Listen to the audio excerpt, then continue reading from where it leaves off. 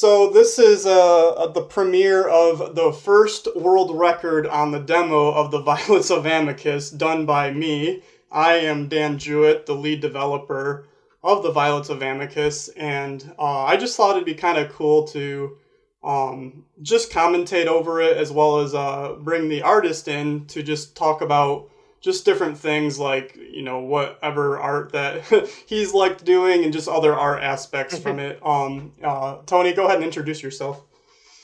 Yeah, I'm Tony. I'm the pixel artist on here. So if there's any, if there,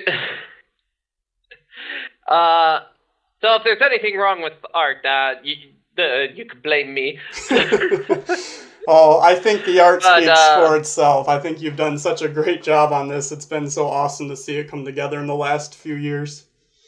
Yeah, thank you, and I'm glad to have, like, with this game, like, hitting a bit more of a public space with the demo and stuff. I'm kind of glad to actually, like, hear people say, "Oh, the art looks not really nice," so I'm like, oh, okay. I'm like, it can be hard to tell, like, how well you're doing until you have, like, feedback from, like, those you're making the art for and all that. But that aside, I guess we should probably get straight started on this, right? Yeah, for sure. So I'll start playing here in just a second, but for those who are into speedrunning, so I'm not really a speedrunner, and by really a speedrunner, I've never speedrun a game in my life, but I figured I'm not too bad at this game since I've played it a few million times. But right now, the current world record is 25 minutes and 8 seconds, and let me tell you, I already know of, like, at least 3 minutes of probably some improvements that can be done. But we'll just have the gameplay being played in the background while, Tony and I just kind of talk about different things about the gameplay, mechanics, art, and all that stuff. So I guess here we go. Oops, I hit the wrong button. There we go. Alright.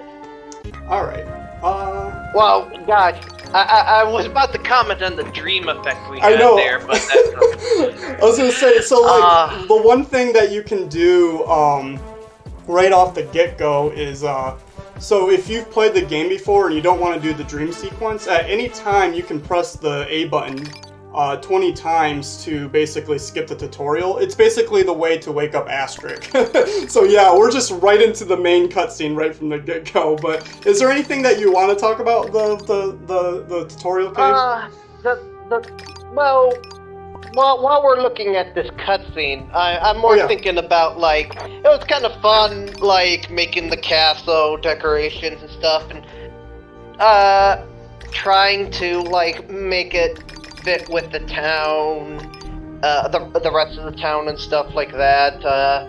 It was fun to make that balcony. It was fun to make these little animations that were very specific to the cutscene, like laying down the prints on the bed, and, like, you'll see in a second him plucking the flower, then giving it to the prince. Because, like, it was a bit more character acting than you get to do with a lot more mechanically oriented animations. Right, there's definitely been a lot of... Oh, go ahead. No, I was just talking about the, like, throwing up the ledge, adding that to the list of that. Yeah, there's definitely been a lot of animations that have just a lot of different, like, similar structures, right? Like, swinging a sword, swinging, stabbing with the agile weapons, and, just a lot of, like, similar animations. So those were definitely unique animations that can, just convey a lot more personality and, like you said, help to the character acting and whatnot. But yeah, we're almost already done with the hospital scene. Yeah, gosh, this is going... I'm so used to this going by, like, taking a while, taking my time with this, but, like, I am, pretty glad, about how, like, the town came out in the end with...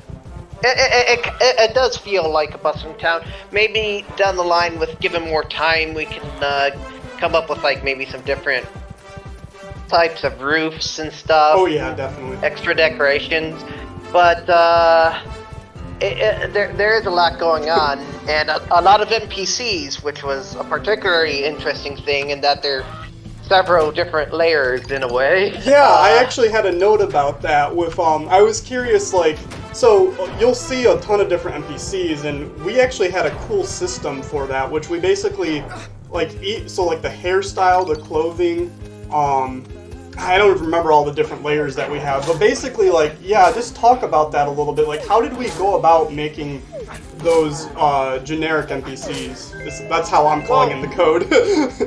Well, basically, from my end, I made a bunch of different layers. The like first layer would be like just the person themselves, like without clothes. I mean, I gave them underwear for decency's sake, but like I don't think you'll see that at any point in the game because the clothes always covers other. But then the clothes layer is like you wouldn't recognize it entirely compared to how it appears in game because we never use the base colors. Like I separated it into several different sections with several different colors, and we have a palette swapping system like in the game that like through the game's programming. Is that a shader? I'm not entirely sure. It's a shader. Pixelated Pope. I'm sure people who's into the game maker dev world. I believe it was a Pixelated Pope's shader that I'm actually using for different palette swaps. But we're not just doing palette swaps on like enemies and stuff. Like we got super creative in how we got so even like Asterix's hair here, we actually have a palette swap to fade in between the violet color in his hair. And into the brown. So we're not just so like the orcs, like we've got the the yellow variants, blue variants, all kinds of different color variants. But so yeah, we're able to do palette swaps with the different generic NPCs with the clothing. So like we were able to Forest Town, for example, has their own clothing aesthetic just based on a color swap, and it's crazy because like what you end up doing, if I recall, is you just have like a bunch of weird odd color. Like if we were to ever show you like the normal colors of the sprite, you'd be like, why are all these like random colors going on? But it's really just we basically say, okay, this part is the person's shoulder, this part is the person's stomach area, chest area, and then we're able to palette swap based on that to make different clothing. And it's so cool what you're able to figure out with just the power of just swapping a few colors. Yeah. What helps that is, like, with low-res pixel art, always,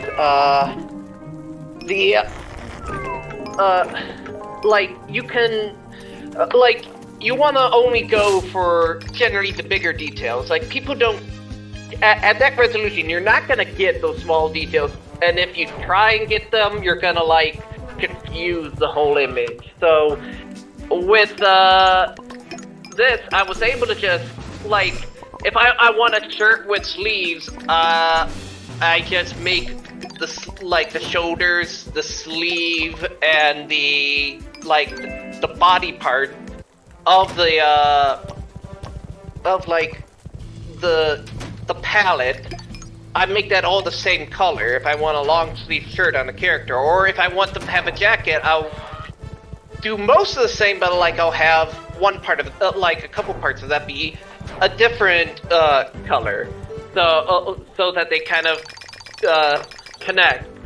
But like just having all these, and with that, with enough different combinations of that, and even like turning some of them transparent, you can like have them like be wearing like I don't know, like there are gonna be some beach goers. Yeah, like some swim attire. Yeah, swimming attire, stuff like that. So you get a lot from that. It is such a cool system that we were able to just come up with from just a simple shader. So kudos to you on just like being able to figure that out and being able to save a bunch of time, just dev time on very repetitive tasks and stuff. And yeah, like I think the generic NPCs turned out great. And yeah, they're definitely generic looking compared to we just saw the weapon shop guy not too long ago, or Minhaga or the King, right? But it still just gives the world a little bit more variety and just more realism, not realism, but just more variety and why can't I think of the word?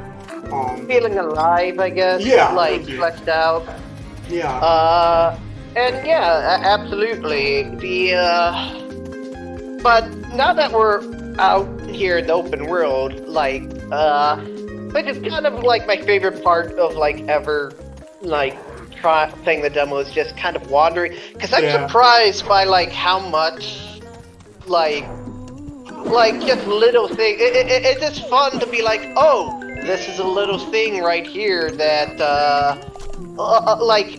that was a feeling very much in one of this game's inspirations, Legend of Zelda Breath of the Wild. Yeah. It was a big thing that you could just find all these little secrets, little interactions, little designed things that you're oh, this is neat. Oh, this is neat.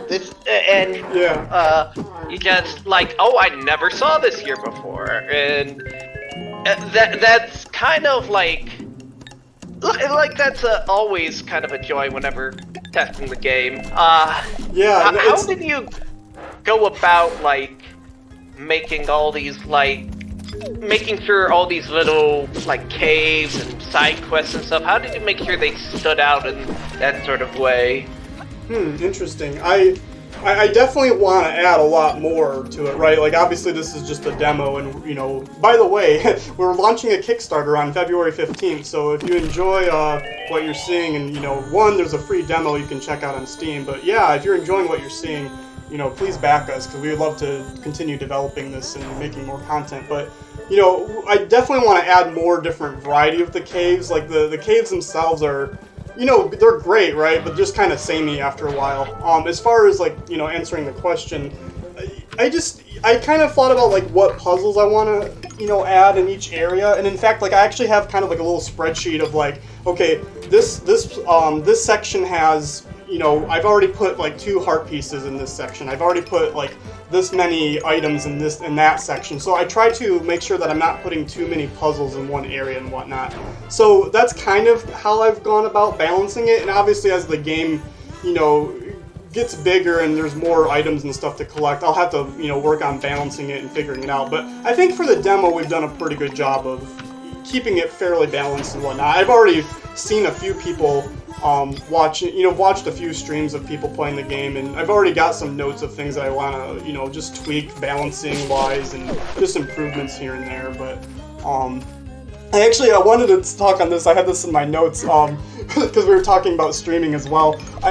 Tony joined in on a couple of our some people that were streaming the game for early access, and it was always funny because you should check out the honks. You should try to hurt the honks. And by the way, the honks in this game, you probably saw them when we were in Castletown there not too long ago. The honks are basically geese, and I don't want to, I don't want to call them what they are technically, but if you were to attack the honks, something might happen. So we do a little bit of trolling right here. I just found it really funny that Tony would lure our streamers and be hey, you should hurt the honk, and then something unexpected would happen. Yeah, very much something unexpected, but that does bring me to another thing. Animals, animating animals for this game was actually also a very interesting thing and fun thing. It doesn't look like you went for the horses in the demo in this speedrun, but that was the first animal I worked on, and it was interesting learning those different animations and all the processes for that. How different anatomy affects different walk cycles, etc., etc. Because I guess another thing to note is that, like with any artist, I go by reference, and usually, like when when I've done things like the swinging attack that you're seeing right now, as he attacks those pillars, the arrow traps, I straight up like record myself swinging a long object just to like get the idea of what that motion would be like in real life. And I mean, I don't always follow it exactly, but that's kind of like I'll have that at least on my mind, or like freshly, or and then beyond that point,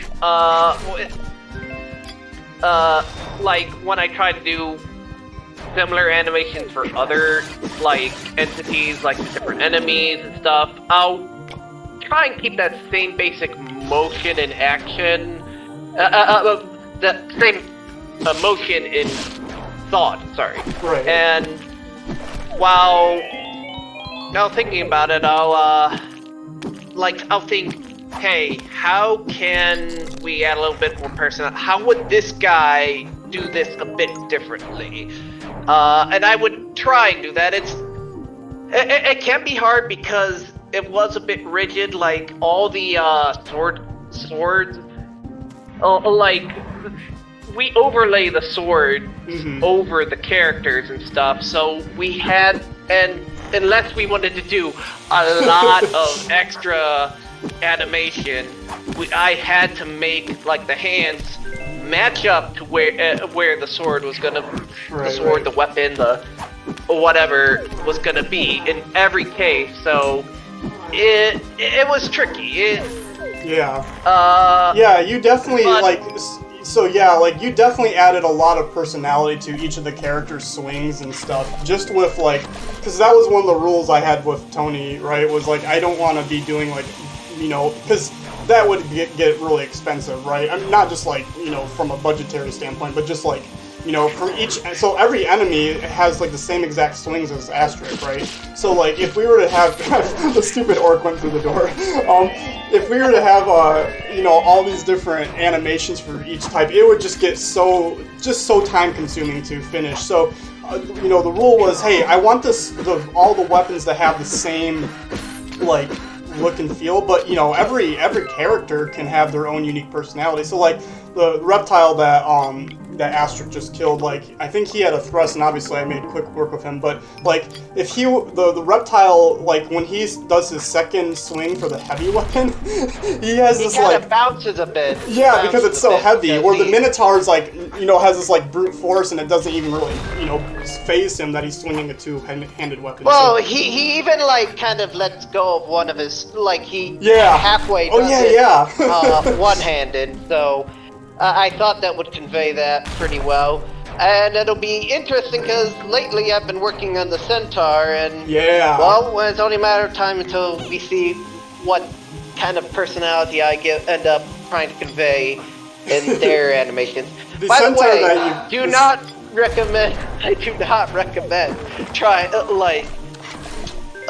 animating a Centaur. It is hard. What you've got so far is really great. If you guys have ran into the Centaur in the demo, you'll see that it's just stand frames right now, and we apologize we didn't get to it sooner. We were wanting to, but I also didn't remove it from the demo because there was some code with the compasses that I didn't want to completely, break everything. So just like, we're going to keep them in there. But yeah, what you've done with the Centaur so far has just looked amazing. Like, I'm hoping that, so the 1.0.5 build that is probably going to go out tomorrow, assuming things our testing goes okay. I'm hoping we'll have one more push before the Kickstarter starts, and I'm hoping we can get some of those walk animations into with the Centaur so that you guys can see what we've been up to. I'm also planning on the dungeon music that you probably hear, underlaid on top of, or underlaid beneath what we're talking about right now. That's currently the cave theme,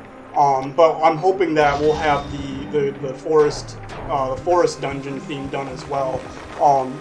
Do you remember, Tony? I remember you commenting on this like in an early build. The the electric. So there's enemy themes. So kind of like what Zelda does with their dynamic music, where if an enemy comes in on screen or whatever, they have like different parts that come into the song. We don't have different parts, but we have something that's similar. But basically what we have is like an enemy variation when enemies come on screen and whatnot. And when I was testing this feature, like, a few years ago, I just had this like terrible electric guitar arrangement that I had just as a placeholder, and I'll let you tell your part of the story, Tony, but go for it. I mean, my part of the story is that I heard it and I was like, God, this is awful. Like, just like the screen. I mean, there's a lot of like process of like sometimes trial and error in game development, like seeing what works and what doesn't, and clearly, like they were trying to make it intense with an electric guitar, but like it just kind of came across as very ear grating. So what I did was I ran it through Adobe Audition 3. Yeah, I have like an old version of Adobe Audition, but Adobe Audition 3 has this like electric guitar filter that you can run through stuff. And I knew that I wasn't wanting this, right? But I just wanted to have some kind of placeholder in there, just so that I could tell that the music was changing and I could actually hear it from like a functionality standpoint. But two, as a placeholder, remembering that I could change it. And I just remember Tony, politely, letting me know. He's like, "Hey Dan, like, and he didn't want to offend me." It was so funny, and he's just like, that does not sound good. no. And I'm like, I am very aware. Thank you for letting me know. Well, I do want to put like forth that Dan has always been like, I guess there's a kind of back and like a funny. If there's any sort of dynamic between me and Dan, it's that, like, I know that Dan is receptive to any and all kinds of feedback. I mean, that's like one of his greatest strengths, I think, as a game developer, is that he's willing to listen. Like, even if he doesn't implement what you have to say, like, whatever feedback you give, he's willing to listen so he can, like, make the game, think about it, see how we can make the game better. Right. And like, so I really shouldn't be like afraid to give feedback, but like, I don't know, that's kind of how I am. I like a bit socially nervous. It's all good, man. I appreciate he's always you saying open. That. No, it's all good. He's always open and yeah. Well, it's all good. Yeah, no, but, as Tony said, like, in fact, I think there was a review on Steam, and by the way, if you please review the game on Steam, that helps the algorithm and stuff, but there was actually a review that had mentioned something about, like, the weapon scraps being, whenever you pick them up, like, oh shoot, like it takes you to the inventory and it's just, an extra button click. And I'm like, oh yeah, that's a great idea. So like, there's some things that are simple enough that's like, yeah, let's do it. And there's other things, obviously, that I made a huge mistake here. I was so upset with myself when I did this. I started moving the block up instead of down. But anyway, yeah, like, I'm receptive to all feedback. Like, obviously, at the end of the day, like, if it's not in the vision of what we're wanting to do, then, I'll listen and then just kind of toss it away, politely. But there's some things, like, a lot of the stuff that you see in the game, in the demo, like, is because someone had some feedback, and I'm like, this is great, how can we incorporate this? So yeah, it's super exciting to see just, like, how many different, like, people's opinions and feedback can really shape a product. So yeah. Yeah, that is... Yeah, because... okay. That's actually, I think, just the first of the two things that has me put my trust in Dan as a developer, is that and the fact that he is persistent. He realizes that this is a process. It takes time, it takes iteration, and like, with how long he's been working on it. Like, before I worked with Dan, I would sometimes get offers to work on games, and I could just kind of tell from how they were talking to me, and like, I would later have this confirmed, is that they didn't have the commitment to it. They would lose interest, or like, just life would get in the way, and that's often the case in game development. You just gotta, you gotta stay at it. Like, it's dedication, you gotta and it's be hard. perfect. Dedication is It's a not hard easy. thing. Yeah, it is tricky because like, yeah, I've seen so many people like start some really cool things and just give up like halfway through, and you just have to. And to be fair, like I am a weird person. like there's no doubt about it. Like working on a project for 6 years is not something that an average person would do, and I I totally admit my weirdness. But yeah, like I think. I don't know if I have a good answer for like how to like stick with a project right here and there, but right here and then. But it's just a matter of like, just being passionate about the thing and truly believing what you are creating. In my case, it's about like, if you were to ask me personally, I have my own projects that I try and work on, and the Dribble, one right? I'm working on, Dribble. Although, don't want to bring up another game while Violet is. It's all good. Like, it's right there, but like, what I've always found is that you want to build a habit. Like, this isn't a sprint; it's a marathon, and like if you're gonna run a marathon, you don't like use up all your energy at the very beginning. You pace yourself. Right. And yeah, so yeah, exactly. Like, that's how I've been doing it, just a little bit every day, and I'll get somewhere eventually. But yeah, I think so that's now we're at the a good end way of to put it. Speedrun, it looks like, because you're facing the Yeah, I was just about to say, I'm basically at the end. I actually game over here, and I was so ticked off. Well, another thing, like, the Violets are kind of terrifying. I gotta admit, they, like, not in terms of the, like, not too much in terms of visual design. I mean, I like the visual design I gave them. I made them a bit scary. Yeah. But just how they function, they are built for overwhelming you. It is just crazy. But the Violets, if we can have one more topic of conversation before, Oh yeah, for sure. or like, I don't know if you want to do more topics of conversation like after, but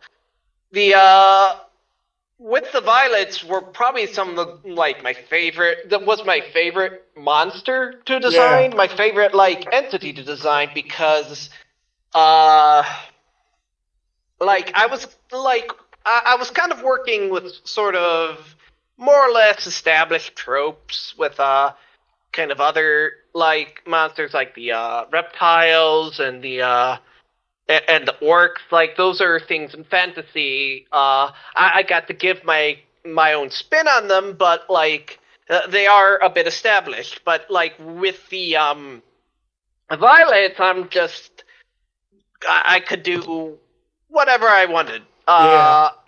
Or, well, not quite exactly, but like, within I reason, did come right? up. What I mean is that I came up with a bunch of vastly different designs. At one point, I even tried seeing how they would look like as like evil Korok from like, again, from the Zelda series, but Right. I don't think you were feeling that. But I do like the one we went with. Because one way or another, I tried to make them intimidating, monstrous in some sort of emotionless manner. Right. I don't know. Like, they are just feeding machines, and I feel like the design we did settle on does convey that perfectly good. Yeah, you did a great job with it. Like, I'm not going to spoil any of the story stuff, obviously, because there's actually, we have a lot written down and stuff. And, Kennedy, who's been doing the storytelling, or the story producing, she's been world building in the last few months here, which has been awesome. But my point is that the Violets, what I will reveal about the Violets, though, is they don't have a concept of good or bad. They just are there to defend and protect, right? So the Violets not only attack, the soldiers that you saw at the beginning of the cutscene, the Remembrance ceremony, but they will attack enemies. They will attack everything. So it's pretty cool what you can do with them. Yeah, well, yeah, I'm just thinking back to, like, one of the streams that we had. I believe that if we can give a little shout out to Curb Gone Fishing. Yeah. Like, one of her instincts was, like, just drag them to a fort and see if they could, like, beat it for her. And that was just a joy to witness. Like, that's another thing about, like, this game, is that there's all these little things, all, like, these little mechanics that it is that sort of, like, and this doesn't just go to, like, Breath of the Wild. This is like a gaming thing. I believe we refer to it as the immersive sim. Yes. Where mechanics just interlock, and they're not, like, meant to be used in any one specific way. They just happen according to the system. And when, like, things connect together, like, that's where things get interesting. And, like, oh, if this happens here and this happens here, then if I do this, then and I do think, like, Dan has managed with how he's designed a lot of the systems to, like, harness that power within a 2D space, which is right. I really do appreciate. Well, thank you. I appreciate hearing that. It's been super cool to see it, like, come together and see different people try different things and different strategies and stuff. Yeah, like, that was kind of my vision right off the beginning. I remember reading when Breath of the Wild first came out, like, that Nintendo had came up with a 2D prototype, just kind of come up with their ideas. And I remember, like, seeing in the comments, like, that would be super cool to play. And I'm like, I could do that. Of course, like, 6 years later, we're at a demo now. But it was just, it's really cool. I like the idea, and I have different thoughts, and this goes beyond the scope of this video here. But, I have mixed thoughts about Tears of the Kingdom, but I do like the idea of having multiple ways to solve a puzzle. But I do think it has to be bounded, right? Like, I think maybe Tears of the Kingdom was a little bit too free with that, where I think, like, reeling it in rather with, like, Echoes of Wisdom, I thought they did a better job with that. But anyways, back to Violets of Amicus. Yeah, like, there's a lot of different things you can try. You can throw rocks at, enemies. You can place rocks around the enemies, and, the violets, like, you'll see in, like, one of our Twitter videos or TikTok. I'm not really big on social media, but we posted somewhere, wherever the kids are at these days, we posted somewhere, and I put, like, a bunch of vegetables all around the violets, and I'm like, oh, this will work. And, of course, one of the violets got through a little seam that I missed. But, there's just all kinds of different interactions that you can do and goof around with, and we do plan on adding a few more of those, like, after the Kickstarter is finished.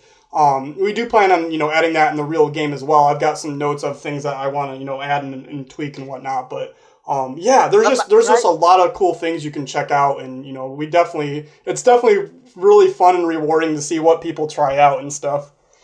Yeah, my personal favorite, I don't even think I want to mention here because, like it's actually not in the demo, because I remember at one point a long time ago, at this point, I was, like, testing the game, and, like, checking out different rooms I think you had of the different areas. Mm-hmm.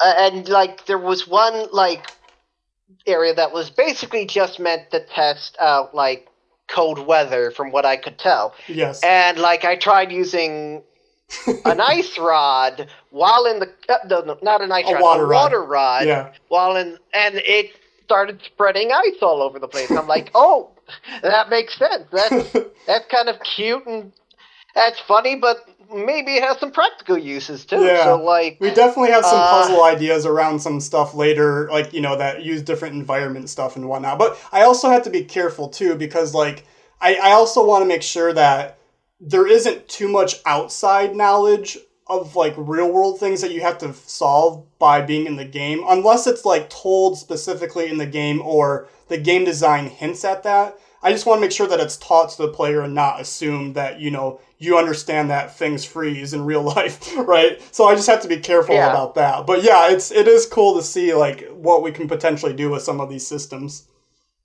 Yeah. And I just realized, I said, oh, I'm not going to share this because I don't want to spoil. And then I immediately spilled the beans. I think it's okay to spoil a few things, you know, so. But I think that's probably a good place to end. But yeah, I'm trying to think if there is anything else we wanted to mention before we close this video. But yeah, our Kickstarter is going live February 15th. So please, you know, back us if you're interested in the project. We'd love to have your support. The game is on Steam. I keep saying the game, but the demo is on Steam for free. Check it out. I tell people it's like a 4 to 6 hour demo. It's, you know, as big as some games nowadays. Like it will take you, like, obviously I beat this thing in 28 minutes and 5 seconds, which is the world record, by the way, which if you're a speedrunner, check it out and try to beat it. But I've played this game a million times. It'll take you a little bit to learn the mechanics and whatnot. You know, if I can add, yeah, go for it. You skipped a lot. I skipped a ton. Open world. You more or less, because like a lot of the joy of this game is just the like world. That big old open world where you can just go around, and then around any corner you'll find something interesting to do. When I say the game is 4 to 6 hours, I'm talking about the world part of it, right? Because what Tony alluded to, there's a ton of hidden things. There's a ton of things, like, you know, the idea of like the dungeon itself is actually pretty challenging, especially some of these enemies. And the idea was that it will take you some time to learn how to fight these enemies. So if you go into the dungeon prematurely, you're going to get your butt whooped, right? So you need to learn the mechanics of the game before just, you know, going into the dungeon and whatnot. But yeah, what Tony said, like the 4 to 6 hours part of it is pretty much goofing around in the overworld and seeing what there is to find. Yeah. And I mean, I think at the end of the day, like that, I believe that people will find that fun. That people, like those who play this game and those who I've seen play this game, like just wandering this world, and that does bring a smile to my face that I like contributed to a project like this. So I'm very gracious to have like worked on this project. And any last closing thoughts? I don't think so. I mean, I've been super... Oops, I clicked the wrong button prematurely here. You know, I've enjoyed having you on this project, and I'm so grateful for you and all the work that you've done making the, you know, the vision that I've had come to life. And it's just been super awesome to see it come together. And, you know, yeah, so... with that said, I think we'll stop it here. And again, thank you for checking out this video and this speedrun. You know, reach out to us on the social medias. I have a website, violetsofamicus.com. You can use the contact us page there. Wherever, I don't know what all the socials are. Whatever the kids do these days, just check them out. And thanks for watching. And we'll see you around. All right. Yep. See you around. Bye. Bye.